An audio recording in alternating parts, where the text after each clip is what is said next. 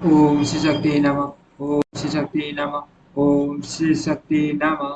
मत्स्य और कुर्म अवतारों की कथा। समुद्र मंथन में लक्ष्मी जी का प्रादुर्भाव और एकादशी द्वादशी का माहात्म्य। पार्वती जी ने कहा, महेश्वर अब मुझसे भगवान के वैभव मत्स्य कुर्म आदि अवतारों का विस्तार पूर्वक वर्णन कीजिए। श्री महादेव जी बोले, देवी एकाग्र होकर सुनो, मैं श्री हरि के वैभव मत्स्य कूर्म आदि आदि अवतारों का वर्णन करता हूँ। जैसे एक द्वीप से दूसरे अनेक दीपक जला लिए जाते हैं, उसी प्रकार एक परमेश्वर के अनेक अवतार होते हैं। उन अवतारों के परावस्त व्यय और विभव आदि अनेक भेद है। भगवान विष्णु के अनेक शुभ अवतार बताए गए हैं। ब्रह्मा जी ने भृगु, मरीचि, अत्रि, दक्ष, कर्दम, पुलस्त्य, पुलह, अंगिरा तथा कटु इन 9 प्रजापतियों को उत्पन्न किया। इनमें इनमें मनीषी ने कश्यप को जन्म दिया। कश्यप के 4 स्त्रियां थी, अदिति, दिति, कर्दु और विंता। अदिति से देवताओं का जन्म हुआ। दिति ने तमोगुणी पुत्रों को जो मान असुर थे। उनके नाम इस प्रकार है: मकर, हयग्रीव, महाबली, हिरण्याक्ष, हिरण्यकशिपु, चंप और मैं। आदि मकर बड़ा बलवान था। उसने उसने ब्रह्मलोक में आकर ब्रह्मा जी को मोहित करके उनसे संपूर्ण वेद ले लिए। इस प्रकार सूर्यों का अपहरण करके वह महासागर में घुस गया। फिर तो सारा संसार धर्म से शून्य हो गया। वंश संकर संतान उत्पन्न होने लगी। स्वाध्याय, पुस्तकार और वर्णाश्रम धर्म का लोप हो गया। ब्रह्मा जी ने संपूर्ण देवताओं के साथ क्षीर सागर भगवान के शरण में जाकर मगर मगर दैत्य के द्वारा अपहरण किए हुए वेदों का उद्धार करने के लिए उनका स्तुति किया। श्री महादेव जी कहते हैं, पार्वती ब्रह्मा जी के इस प्रकार प्रार्थना करने पर संपूर्ण इंद्रियों के स्वामी परमेश्वर श्री विष्णु मत्स्य रूप धारण करके महासागर में प्रविष्ट हुए। उस अत्यंत भयंकर मकर नामक दैत्य को टुटुन के भाग से विलीन करके मार डाला और अंग उपांगों से संपूर्ण वेदों को लाकर ब्रह्मा जी को समर्पित कर दिया। इस प्रकार उन्होंने मत्स्य अवतार के द्वारा संपूर्ण देवताओं की रक्षा की। वेदों को लाकर श्री हरि ने तीनों लोगों का भय दूर किया, धर्म की प्राप्ति कराई और देवताओं तथा सिद्धों के मुख से अपनी स्तुति सुनते हुए वे वहां से अंतर ध्यान हो गए। प्रिय, अब मैं श्री विष्णु के कूर्मा अवतार संबंधी विश्व मंदिर वैभव का वर्णन करूंगा। महर्षि अत्रि के पुत्र दुर्वासा बड़े ही तेजस्वी मुनि हुए। वे महान तपस्वी, अत्यंत क्रोधी तथा संपूर्ण लोगों को क्षोभ में डालने वाले हैं। एक समय की बात है, वे देवराज इंद्र से मिलने के लिए स्वर्गलोक में गए। उस समय इंद्र ऐरावत हाथी पर आरूढ़ हो संपूर्ण देवताओं से पूजित होकर कहीं जाने के लिए उद्यत थे। उन्हें देखकर महान तपस्वी दुर्वासा का मन प्रसन्न हो गया। उन्होंने विनीत भाव से देवराज को एक पारिजात की माला भेंट की। देवराज ने उसे लेकर हाथी के मस्तक पर डाल दिया और स्वयं नंद नंद नंद वन की ओर चल दिए। हाथी मन से उन्मत्त हो रहा था। उसने शून्य से उस माला को उठा लिया और बल और मचलते हुए तोड़कर जमीन पर फेंक दिया। इससे दुर्वासा जी को क्रोध आ गया और उन्होंने साफ लेते हुए कहा, देवराज, आप त्रिभुवन की राजलक्ष्मी से संपन्न होने के कारण मेरा अपमान करते हो, इसीलिए तीनों लोगों की लक्ष्मी नष्ट हो जाएगी, इसमें तनिक भी संदेह नहीं है। दुर्वासा के इस प्रकार साफ देने पर इंद्र पुनः अपने नगर को लौट गए। तत्पश्चात जगत लक्ष्मी अंतर ध्यान हो गई।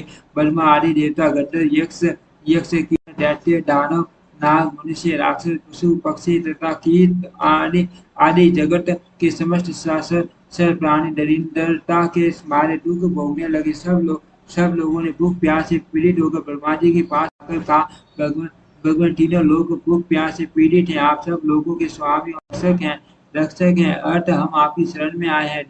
देवेश, आप हमारी रक्षा करें।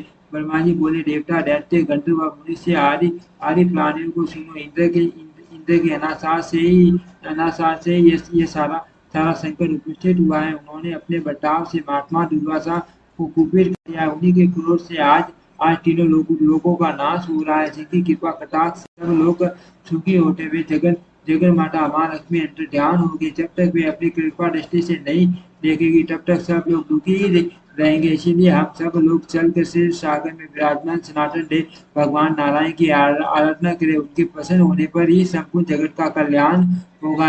ऐसा ऐसा निश्चय करके ब्रह्मा जी संपूर्ण देवताओं और भृगु आदि मनुष्यों के साथ क्षीर सागर पर गए और विधि पूर्वक पुरुष शुक्र के द्वारा उनकी आराधना करने लगे। उन्होंने अन्य अन्य सिद्ध होकर अष्टाक्षर मंत्र का जप और पुरुष सूक्त का पाठ करके परमेश्वर का ध्यान करते हुए उनके लिए हवन किया तथा दिव्य स्रोत से स्तवन और विधिवत नमस्कार किया। इससे प्रसन्न होकर भगवान ने सब देवताओं को दर्शन दिया और कृपा पूर्वक कहा, देवगण मैं वर देना चाहता हूँ, आप लोग इच्छा अनुसार वर मांगो। ये सुन ब्रह्मा आदि संपूर्ण देवता हाथ जोड़कर बोले, भगवान दुर्वासा मुनि के साथ ये तीनों लोग संपत्तिहीन हो गए हैं, पुरुषोत्तम इसीलिए हम आपकी शरण में आए हैं। श्री भगवान बोले बोले देवताओं देवताओं देवतावती कुमार दुर्वासा मुनि के साथ से भगवती लक्ष्मी अंतर्ध्यान हो गई। अतः आप लोग मंडासन को पर्वत को उखाड़ कर शेष समुद्र में रखो और उसे मटानी बना नागराज वासुकी को रस्सी की जगह उसमें लपेट दो। फिर दैत्य गंधर्व और दानवों के साथ मिलकर समुद्र का मंथन करो। तत्पश्चात जगत की रक्षा के लिए लक्ष्मी प्रकट होगी। उनकी कृपा दृष्टि पड़ते ही आप लोग महान सौभाग्यशाली हो जाओगे, इसमें तनिक भी संदेह नहीं है। मैं पूर्ण रूप से मंडासल छल को अपनी पीठ पर धारण करूंगा तथा मैं ही संपूर्ण देवताओं में प्रवेश करके अपनी शक्ति से उन्हें उन्हें बलिष्ठ बनाऊंगा। भगवान के ऐसा कहने पर ब्रह्मा आदि संपूर्ण देवता उन्हें साधुवाद देने लगे। उनकी स्तुति सुनते हुए भगवान अच्युत वहां से ध्यान हो गए। तदनंतर संपूर्ण देवता और महाबली दानव आदि ने मंडासल पर्वत को उखाड़ कर शिव सागर में डाला। इसी समय अमित पराक्रमी बुद्ध भगवान नारायण ने कछुए के रूप में प्रकट होकर उस पर्वत को अपनी पीठ पर धारण किया तथा एक हाथ से उस सर्वव्यापी अविनाशी प्रभु ने उसके एक शिखर को भी पकड़ रखा था। तदनंतर देवता और असुर मंडासल पर्वत में नागराज वासुकी को लपेट कर शिव सागर का मंथन करने लगे। जिस समय महाबली देवता लक्ष्मी को प्रकट करने के लिए शिव सागर को मंथने लगे, उस समय महर्षि उपवास करके मन और इंद्रियों के संयम पूर्वक से सुप्त और विष्णु सृष्टा नाम का पाठ करने लगे। शुद्ध एकादशी तिथि को समुद्र का मंथन आरंभ हुआ। उस समय लक्ष्मी के प्रादुर्भाव की अभिलाषा रखते हुए श्रेष्ठ ब्राह्मणों और मुनिवरों ने भगवान लक्ष्मी नारायण का ध्यान और पूजन किया। उस मुहूर्त में सबसे पहले कालकूट नामक महाभयंकर विष प्रकट हुआ, जो बहुत बड़े पिंड के रूप में था। वह प्रलयकालीन अग्नि के समान अत्यंत भयंकर जान पड़ता था। उसे देखते ही संपूर्ण देवता और दानव भय से व्याकुल हो भाग चले। उन्हें भय से पीड़ित हो भागते देख मैंने उन सबको रोककर कहा, देवताओं इस विषय में भय न करो। यह इस कालकूट नामक महान विष को मैं अभी अपना आहार बना लूंगा। मेरी बात सुनकर इंद्र आदि संपूर्ण देवता मेरे चरणों में पड़ गए और साधु साधु कह के मेरी स्तुति करने लगे। उधर मेघ के समान काले रंग वाले उसे महाभयानक विष को प्रकट हुआ देख मैंने एकाग्रता से अपने हृदय में सर्वदा सुख सर्वदा सर्वदा हृदय में सर्वदुखारी भगवान नारायण का ध्यान किया और उनके 3 नाम रूपी महामंत्र का भक्तिपूर्वक जप करते हुए उस भयंकर विष को पी लिया। सर्वव्यापी श्री विष्णु के 3 नामों के प्रभाव से उससे लोक संहारकारी विष को मैंने अनायासी ही फंसा लिया। अच्युत अनंत और गोविंद ये श्री हरि के 3 नाम है जो एकाग्रसित हो। इनके आदि में पन्ना और अंत में नमः जोड़कर ओम अच्युताय नमः, ओम अनंताय नमः, ओम गोविंदाय नमः रूप से भक्ति पूर्वक जप करता है, उसे विश्व रोग और अग्नि से होने वाली मृत्यु का मान नहीं प्राप्त होता। जो इस 3 नाम रूपी महामंत्र का एकाग्रता पूर्वक जप करता है, उसे काल और मृत्यु से भी भय नहीं होता। फिर दूसरे से भय होने की तो बात ही क्या है देवी। इस प्रकार मैंने 3 नामों के ही प्रभाव से विष का पान किया था। तत्पश्चात समुद्र मंथन करने पर लक्ष्मी जी की बड़ी बहन दरिद्रा देवी प्रकट हुई। वे लाल वस्त्र पहने थी। उन्होंने देवताओं से पूछा, मेरे लिए क्या आज्ञा है। तब देवताओं ने मुझे कहा, जिनके घर में प्रतिदिन कलह होता हो वही हम आपको रहने के लिए स्थान देते हैं। आप अमंगल को साथ लेकर उन्हीं घरों में जा बसो और जहाँ कठोर भाषण किया जाता हो, जहाँ के रहने वाले सदा झूठ बोलते हो तथा जो बलिन अंतम कहने वाले पापी संध्या के समय सोते हो, उन्हीं के घर में दुख और दरिद्रता प्रदान करती है। आप नित्य निवास करो। माँ देवी जो कोटि बुद्धि वाला मनुष्य पैर धोए बिना ही आचमन करता है, उस पाप नारायण मानो की आप सेवा करो। कल प्रिय दरिद्र देवी को इस प्रकार आदेश देकर संपूर्ण देवताओं ने एकादशी को पुण्य से सागर का मंथन आरंभ किया। तब सुंदर नेत्रों वाली वारुणी देवी प्रकट हुई, जिसे नागा ने अनंत ने ग्रहण किया। तरंत समस्त शुभ लक्षणों से सुशोभित और सब प्रकार के आभूषणों से विभूषित एक स्त्री प्रकट हुई, जिसे गरुड़ ने अपनी पत्नी बनाया बनाया इसके बाद दिव्य अप्सराएं और माँ तेजस्वी गंधर्व उत्पन्न हुए, जो जो अत्यंत रूपवान और सूर्य चंद्रमा तथा अग्नि के समान तेजस्वी थे। तत्पश्चात ऐरावत हाथी उषा सर्वा नामक धन्वंतरी वैद्य वैद्य वैद्य पारिजात वृक्ष और संपूर्ण कामनाओं को पूर्ण करने वाले सूर्य का प्रादुर्भाव हुआ। ये हुआ इन सबको देवराज इंद्र ने बड़ी प्रसन्नता के साथ ग्रहण किया। इसके बाद द्वादशी को प्राप्त काल सूर्योदय होने पर संपूर्ण लोगों की अधीश्वरी कल्याण में भगवती माँ लक्ष्मी प्रकट हुई। उन्हें देख कर सब देवताओं को बड़ा हर्ष हुआ। देवलोक में दुडुम्बियां बजने लगी, वन देवियां फूलों की वृष्टि करने लगी, गंधर्व राज गाने और अप्सराएं नाचने लगी, शीतल एवं पवित्र हवा चलने लगी, सूर्य की प्रभा निर्मल हो गई, बुझी हुई अग्नियां जल उठी और संपूर्ण दिशाओं में प्रसन्नता छा गई। तदनंतर क्षीर सागर से शीतल एवं अमृतमय किरणों से युक्त चंद्रमा प्रकट हुए, जो माता लक्ष्मी के भाई और सबको सुख देने वाले हैं। वे नक्षत्रों के स्वामी वे नक्षत्रों के स्वामी और संपूर्ण जगत के मामा हैं। इसके बाद श्री हरि की पत्नी तुलसी देवी प्रकट हुई, जो परम पवित्र और संपूर्ण विश्व को पावन बनाने वाली है। जगन माता तुलसी का प्रादुर्भाव श्री हरि की पूजा के लिए ही हुआ है। तत्पश्चात सब देवता प्रसन्नचित्त होकर मंडलाचल पर्वत को यथा स्थान रख आए और सकल मनोरथ हो माता लक्ष्मी के लक्ष्मी के पास जा शस्त्र नाम से स्तुति करके शिव सूक्त का जप करने लगे।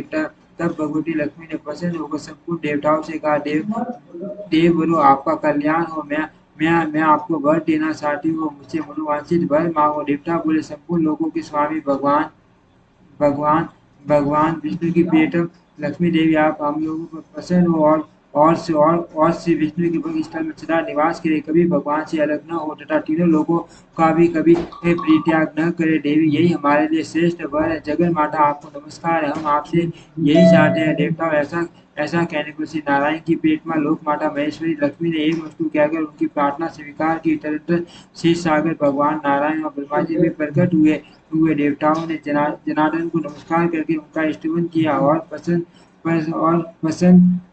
वदन को हाथ जोड़कर कहा, सर्वेश्वर, आप अपनी प्रियतमा और महारानी लक्ष्मी देवी को जो कभी कभी आपसे अलग होने वाली नहीं है, जगत की रक्षा के लिए ग्रहण कीजिए। ऐसा कहकर ब्रह्मा आदि देवता और मुनियों ने नाना प्रकार के रत्नों से बने हुए बाल सूर्य के समान तेजस्वी देवी तेजस्वी देवी पीठ पर भगवान तेज तेज तेजस्वी दिव्य भगवान विष्णु और भगवती लक्ष्मी को बिठाया तथा नेत्रों से आनंद के आंसू बहते हुए उन्होंने दिव्य वस्त्र, दिव्य माला, लटन में आभूषण एवं अपरागत दिव्य फलों से उन दोनों का पूजन किया। शिव सागर से जो कोमल डलों वाली तुलसी देवी प्रकट हुई थी, उनके द्वारा उन्होंने लक्ष्मी के युगल चरणों का आसन किया। फिर 3 बार प्रदक्षिणा और बारंबार नमस्कार करके दिव्य स्रोतों से स्तुति की। इससे सर्व देवेश्वर भगवान श्री हरि ने लक्ष्मी सहित प्रसन्न होकर देवताओं को मनोवांछित वरदान दिया। तब से देवता और मनुष्य आदि प्राणी बहुत प्रसन्न रहने लगे। उनके उनके उनके यहाँ धन धान्य की कुशल वृद्धि हुई और वे निरोग होकर अत्यंत सुख का अनुभव करने लगे। इसके बाद लक्ष्मी सहित भगवान विष्णु ने प्रसन्न होकर संपूर्ण लोगों के हित के लिए समस्त मुनियों और देवताओं से कहा, मुनियों और माँ बलि बोले, देवताओं, आप सब लोग सुनो। एकादशी तिथि परम पुण्यमयी है, वह सब उपद्रवों को शांत करने वाली है। आप लोगों ने लक्ष्मी का दर्शन पाने के लिए इस तिथि को उपवास किया है, इसीलिए यह द्वादशी तिथि मुझे सदा प्रिय होगी। आज जो लोग एकादशी को उपवास करके द्वादशी को पाप का सूर्योदय होने पर बड़ी श्रद्धा के साथ लक्ष्मी और तुलसी के साथ मेरा पूजन करेंगे, वे सब बंधनों से मुक्त होकर मेरे परम पद को प्राप्त होंगे। ऐसा कहकर सनातन परमात्मा भगवान विष्णु मुनियों के द्वारा अपनी स्तुति सुनते हुए लक्ष्मी जी के निवास स्थान से सागर में चले गए। वहाँ सूर्य के समान तेजोमय विमान पर शेष नाग की शैया के ऊपर विशाल लोचना भगवती रमा के साथ रहने लगे। वे देवताओं को दर्शन देने के लिए सदा ही वहाँ निवास करते हैं। परंतु सब देवता कश्यप रूपधारी सनातन भगवान भक्ति पीछे वाले सनातन भगवान भक्तिपूर्वक पूजन करके प्रसन्नचित्त हो उनकी स्तुति करने लगे। इससे उन्हें बड़ी प्रसन्नता हुई और वे बोले, देवेश्वरो, आप आपके मन में जैसा हो वैसा वर मांगो। देवता बोले, महाबली देवेश्वर, आप शेष नाग और दिग्गजों की सहायता के लिए 7 दीपों वाली इस पृथ्वी को अपनी पीठ पर धारण कीजिए। देवताओं की प्रार्थना सुनकर विश्व पावन भगवान ने बड़ी प्रसन्नता के साथ कहा, हे मुझे ऐसा ही हो। तब से उन्होंने 7 दीपों से पृथ्वी को अपनी पीठ पर धारण किया। तदनंतर मदृषि से देवता, गंधर्व, दैत्य, दानव तथा मानव भगवान की आज्ञा ले अपने अपने लोक को चले गए। तब से ब्रह्मा आदि देवता, सिद्ध, मनुष्य, योगी तथा मुनि श्रेष्ठ भगवान की आज्ञा मानकर बड़ी भक्ति के साथ एकादशी तिथि को उपवास और द्वादशी तिथि को भगवान का पूजन करने लगे। ओम श्री शक्ति नमः। ओम श्री शक्ति नमः। ओम श्री शक्ति नमः। ओम श्री शक्ति नमः।